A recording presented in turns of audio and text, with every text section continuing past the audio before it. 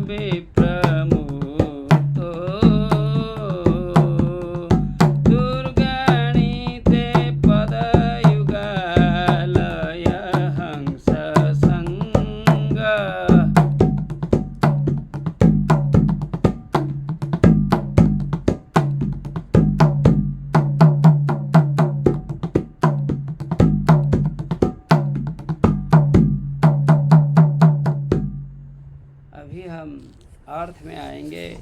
कितना सुंदर अर्थ यहाँ प्रतीत होता है।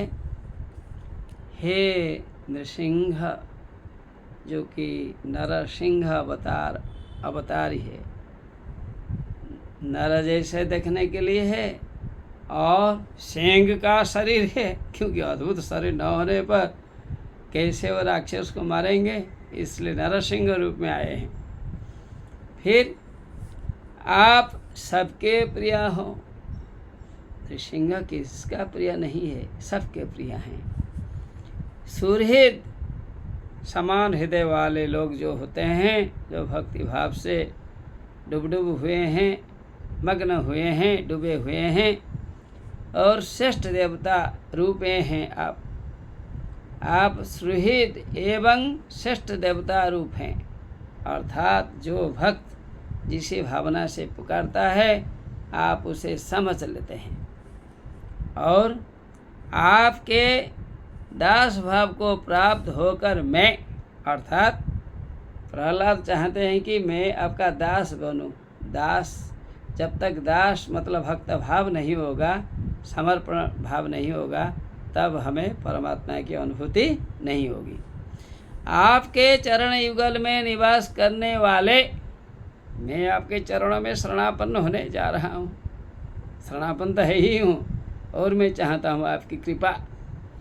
मैं ज्ञानियों का सहवास करता हुआ ज्ञानियों के साथ तो रहूँगा। ये लोग तो अच्छी बातें कहेंगे, इनकी अच्छी बातों से क्या होगा, ना गुणों से मुक्त हो जाऊँगा। सत्व रजो तमो गुण ये सब कुछ नहीं रहेंगे, मैं गुणातीत हो जाऊँगा। आप गुणातीत हो, मैं भी आपके जैसे अपने को गुणों से मुक्त कर दूँगा, पापों से मुक्त कर दूँगा मैं अपने को, और आपका अच्छा भक्त बन जाऊँगा। इसके बाद ब्रह्मा जी द्वारा कही गई, ब्रह्मा जी ने जो अच्छी बातें बतलाई आपके बारे में, जो आपकी लीला कथाएं हैं, आपके जिस कथाओं में आपके वचन अमृत हैं, उन्हीं कथाओं को गाकर सुगमता से ही संसार को पार में कर जाऊंगा। मैं सुगमता से ही संसार से मुक्त हो जाऊंगा। जब मैं भगवान का नाम लूँगा तब संसार को पार करना मेरे लिए कष्ट नहीं होगा। मैं आसानी से ही संसार रूप जो दुख कह सकते हैं, संसार में जो पीड़ा है, ये सबको अतिक्रम करके मैं आपके चरणों में आसीद हो जाऊंगा, अर्थात आपकी कृपा में प्राप्त कर सकता। इस प्रकार की प्रार्थना उसने, प्रहलाद ने रखी है।